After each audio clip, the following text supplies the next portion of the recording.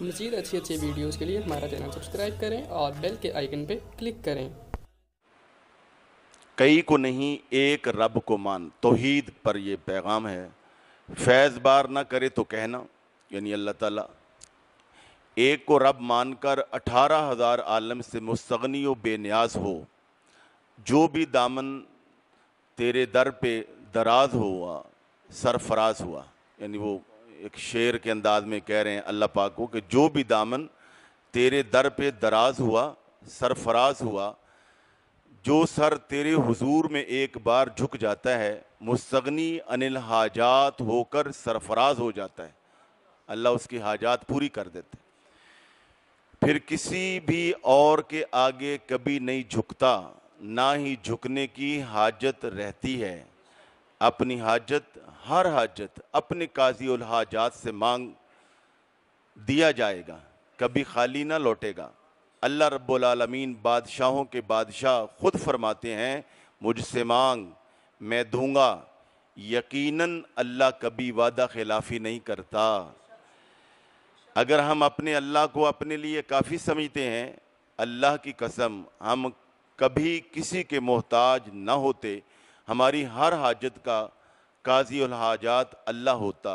واللہ باللہ تاللہ، وہ بزرگ لے کے 3 قسمیں اٹھاتے ہیں کہ اللہ کی قسم، اللہ کی قسم، اللہ کی قسم، یعنی وہ کافی ہے۔ بندے کے پاس سلام کو جا، اللہ کے پاس کام کو جا۔ کیا مطلب؟ بہت بڑا فلسفہ ہے۔ کام کے لیے نہ کسی کے لیے پاس جا، رشتہ داری تعلق دوستی اس کے لیے نبھانے کے لیے جا، سلام کے لیے جا۔ بے شک اللہ ہی جمیع امور کے قاضی الامور ہیں۔ بادشاہ کے حضور میں کسی سائل کا کسی غلام کی طرف متوجہ ہونا شاہی شان کی سراسر گستاخی ہے۔ بادشاہ کی کچہری لگی ہو تو بادشاہ کی توجہ چھوڑ کے غلام کی طرف بندہ کرے تو یہ بادشاہ کی توہین ہے۔ ہر کسی کے ہر معاملے میں اللہ کافی ہے۔ جہاں اللہ کافی نہیں وہاں کوئی کافی نہیں۔ حسبی اللہ و نعم الوکیل کی وکالت پہ ایمان لا۔ کائنات عالم کا نظام اللہ کے علم و حکمت پہ قائم دائم ہے۔ کسی حکم و حکمت پہ اعتراض مت کر، بے شک اعتراض ابدیت کی موت ہے۔ خالق اور مخلوق کے مابین مخل مت ہو، کسی بھی انداز میں دخل اندازی مت کر، قدرت کی کسی حکمت پر اعتراض مت کر۔ باقی اس کا فلسفہ بعد میں سمجھائیں گے، بس آج کل مسجد میں آئیں، اپنی نماز پڑھیں، بس چلے جائیں۔ کون کیا کر رہا ہے؟ ٹانگیں لمبی کر رہا ہے، ٹانگیں چوڑی کر رہا ہے، سو رہا ہے، لیٹ رہا ہے، ننگے سار ہے، ہاں جی ٹخنوں اوپر نہیں، آئیں نماز پڑھیں واپس جائیں۔ اس کی وجہ سے فلسفہ اور بھی ہے، اور بھی پیغام ہے، مگر موجودہ دور میں یعنی آج رمضان شریف میں یہ ہے۔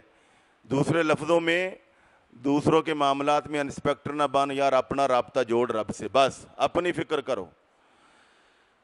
جو کچھ اور جیسے ہوا کرے اعتراض مت کیا کرو، میں ساتھ ہوتا ہوں استقبال کیا کرو، یعنی اللہ رب العالمین میں ساتھ ہوتا ہوں، میرا کوئی بھی امر حکمت سے خالی نہیں ہوتا اور کوئی بھی شے عبث نہیں ہوتی، یعنی بیکار نہیں ہوتی۔ فعال لما یرید، جو کرتے ہیں آپ کرتے ہیں، جو اللہ چاہتا ہے کرتا ہے، جو ہوتا ہے میرے آقا روحی فدا صلی اللہ علیہ وآلہ وسلم کے سامنے ہوتا ہے۔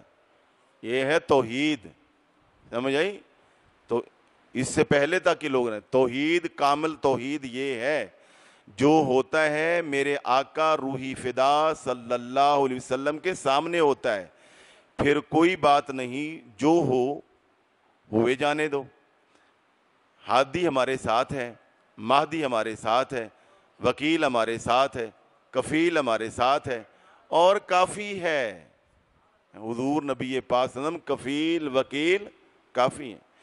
بادشاہ جہاں بھی رہتے ہیں اور جہاں بھی جاتے ہیں امراء وزراء ساتھ ہوتے ہیں۔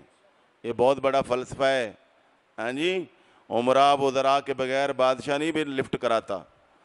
امراء وزراء اگرچہ بادشاہ نہیں ہوتے، بادشاہ کی رونق ہوتے ہیں۔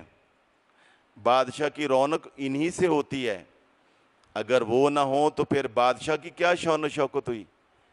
اللہ بادشاہ ہے اور بادشاہ اپنے غلام کا حمایتی ہوتا ہے۔ یہاں یہ بات عرض کر دوں، اللہ پاک کسی چیز کا محتاج نہیں، یہ سمجھانے کے لیے ہے، یہ سمجھانے کے لیے۔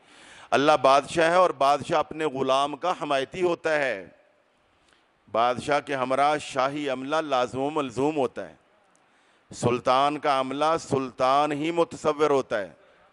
وَهُوَ مَعَكُمْ أَيْنَمَا كُنْتُمْ، تم کہاں ہو میں ادھر ہوں، ادھر آؤ میں تمہارے ساتھ۔ تو یہ ہے فلسفہ توحید کا۔ توحید لازم ہے، مگر میرے آقا علیہ الصلوۃ والسلام کے بغیر توحید کچھ بھی نہیں۔ رات بھی ہم نے پڑھا سورہ اعراف میں، اللہ پاک نے فرمایا سجدہ کر بھائی شیطان کو، ہیں میں کیوں کراں بھائی سجدہ، میں تجھے کروں گا، یہ بھی وہی جس کو کرنا وہی تو کہہ رہا ہے سجدہ کر۔ تو بات یہ ہے کہ رسول اکرم صلی اللہ علیہ وسلم کی محبت بھی لازمی ہے، اور حضور کی محبت میں ہی توحید کو سمجھا جائے تو وہ توحید کامل ہے۔